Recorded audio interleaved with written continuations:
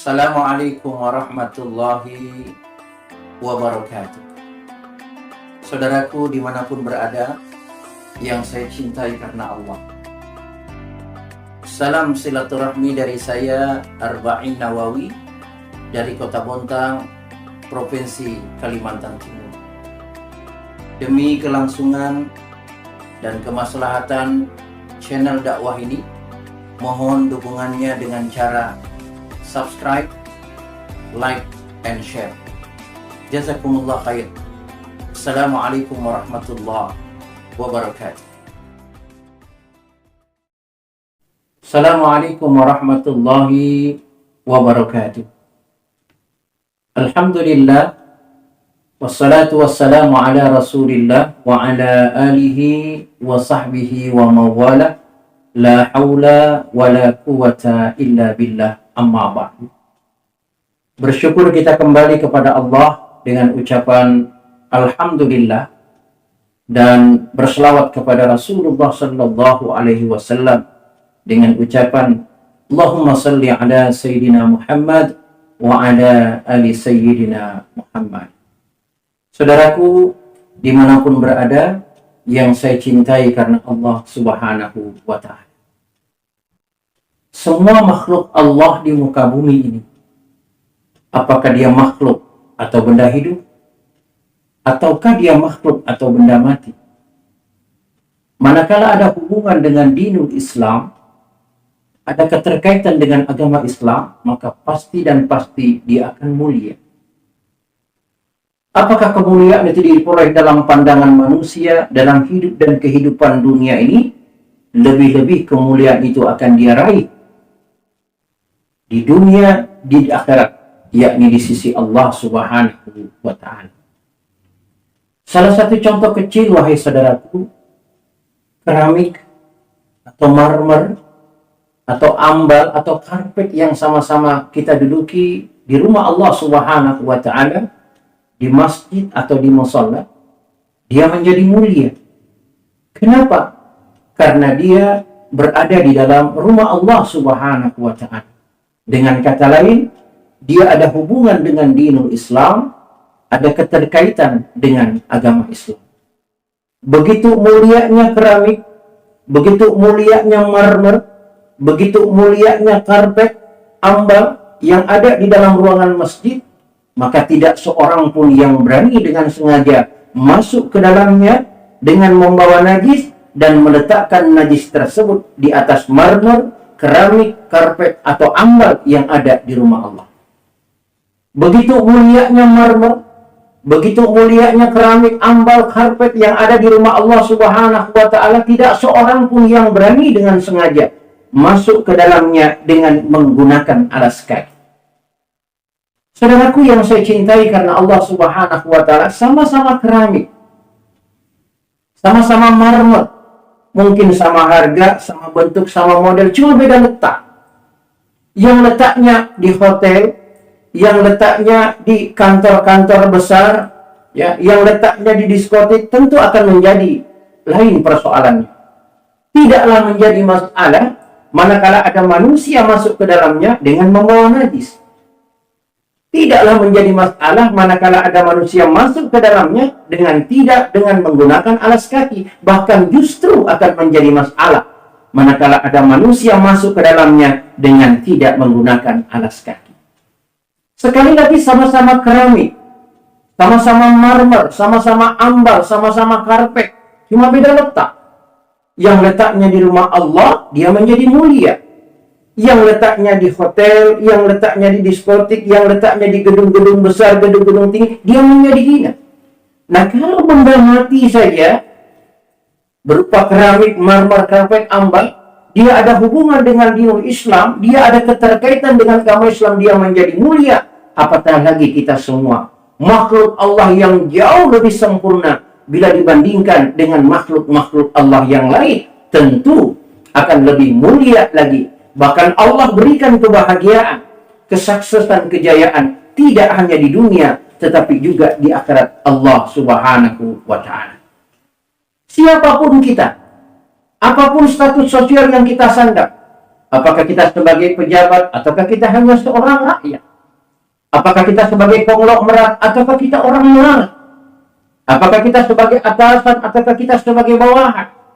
Apakah kita tinggal di perkotaan ataukah kita tinggal di pedesaan? Kalau diri kita hubungkan dengan dinul Islam, kita kaitkan dengan agama Islam, dengan kata lain taat kepada Allah, ikut sunnah Rasulullah Sallallahu Alaihi Wasallam, maka kemuliaan, kebahagiaan yang akan kita dapatkan tidak hanya di dunia, tetapi juga di akhirat Allah Subhanahu Wa Taala. A'udzubillahi minasyaitonir rajim.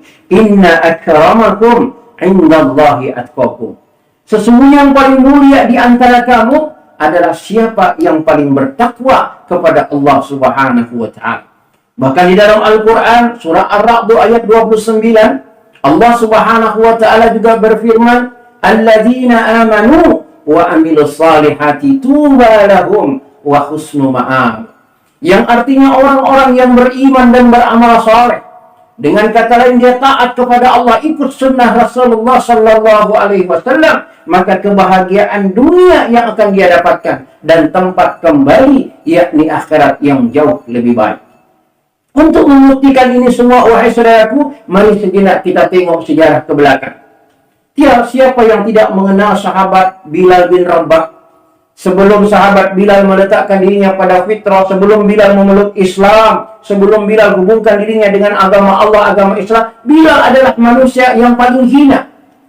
Bilal adalah manusia yang paling miskin, bahkan semiskin-miskin masyarakat Kota Bontang, semiskin-miskin masyarakat Kalimantan Timur hari ini belum mampu menandingi bagaimana miskinnya sahabat Bilal bin Rabah sebelum dia memeluk Islam. Jangankan harta, diri pun beliau tidak miliki. Manakala majikan tidak suka, dijuallah beliau kepada majikan yang lain. Begitu seterusnya dan begitu seterusnya, karena beliau hanyalah seorang budak.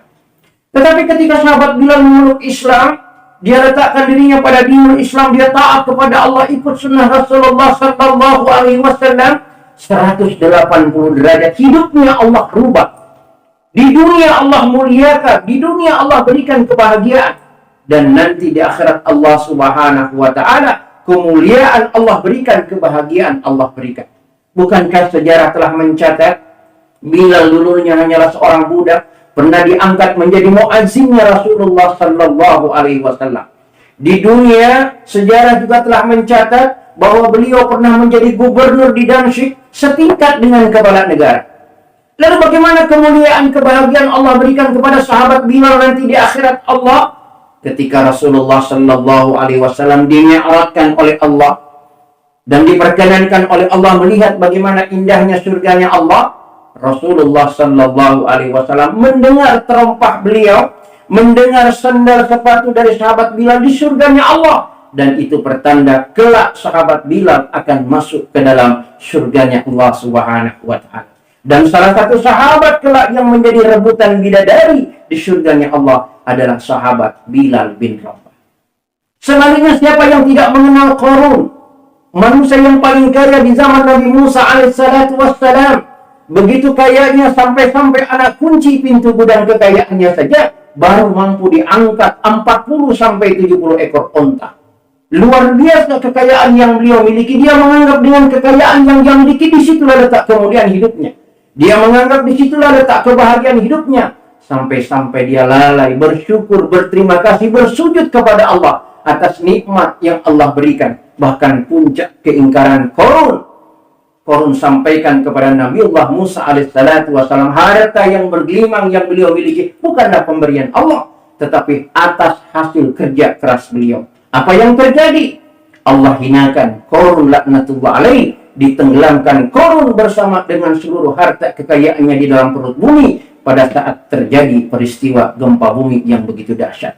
Maka itu sebabnya manakala hari ini manusia menjumpai harta di perut bumi, emas, perak, batu bara, dan lain sebagainya, terkadang dia menyebut dengan harta Qarun. Siapa yang tidak mengenal Haman, Perdana Menteri di dalam kabinet Fir'aun laknatullah alaih, dengan jabatan yang dia sandang, dia menganggap disitulah letak kemuliaan hidupnya, kebahagiaan hidupnya.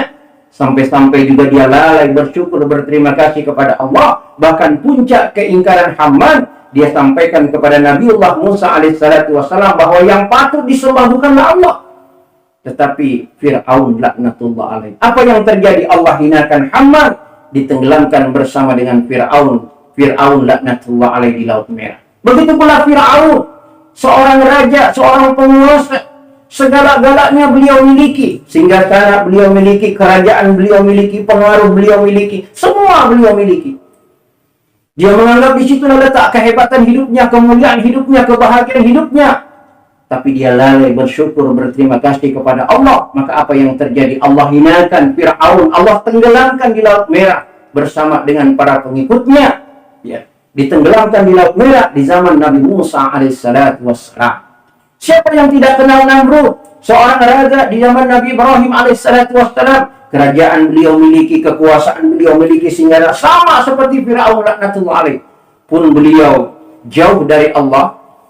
Beliau ingkar kepada Allah, bahkan puncak keingkarannya dia menaik ke menara istananya, lalu kemudian dia memanah seekor burung, lalu kemudian darah yang menempel pada busur panahnya dia sampaikan kepada Nabiullah Ibrahim alaihissalatu wassalam, Tuhan Nabi Ibrahim, Tuhan kita semua telah dibunuh oleh Namrud laknatullah alaih. Apa yang terjadi? Lagi-lagi Allah subhanahu wa ta'ala membinasakan Namrud. Allah cukup kirim tentaranya yang kecil, seekor nyamuk betina timpang pula menggerogoti otak Namrud sampai Namrud dibinasakan oleh Allah subhanahu wa ta'ala. Saudaraku, dimanapun berada yang saya cintai, karena Allah subhanahu wa ta'ala, dua sisi contoh bentuk manusia. Yang pertama, mereka meletakkan dirinya pada fitrah. Di dalam agama Allah, dia taat kepada Allah, ikut sunnah Rasulullah sallallahu alaihi wasallam. Itulah salah satu contoh dari sekian banyak sahabat Rasulullah adalah sahabat Bilal bin Rabah. Dan semoga kita termasuk di dalamnya. Amin. Yang kedua, kelompok manusia yang tidak meletakkan dirinya pada fitrah. Dia ingkar kepada Allah, dia tidak taat kepada Allah.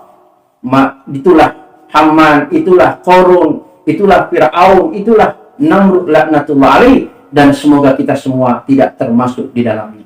Sebagai bahan renungan dalam kajian singkat kita pada kesempatan yang berbahagia ini, apapun aktivitas yang kita sandang dalam hidup dan kehidupan dunia ini, apakah kita sebagai pegawai, apakah kita sebagai karyawan, wira swasta, petani, pedagang, dan lain sebagainya, silahkan kita jalani, silahkan kita lakoni dengan baik dan benar. Tetapi yang perlu kita ingat, yang perlu kita garis bawahi, bahwa sesungguhnya mulia kita di sisi Allah, bahagianya kita di dunia dan akhirat, Allah tidak letakkan pada status sosial yang kita sandang, tetapi mulianya kita, bahagianya kita, dunia sampai akhirat Allah, sejauh mana kita taat kepada Allah, ikut sunnah Rasulullah sallallahu alaihi wasallam. Semoga kita semua diistiqomahkan dalam ketaatan sampai akhir hayat kita kembali menghadap Allah subhanahu wa ta'ala. Amin ya rabbal alamin. Kurang lebihnya mohon dimaafkan. Hadanallahu wa iyyakum ajma'in. Assalamualaikum warahmatullahi wabarakatuh.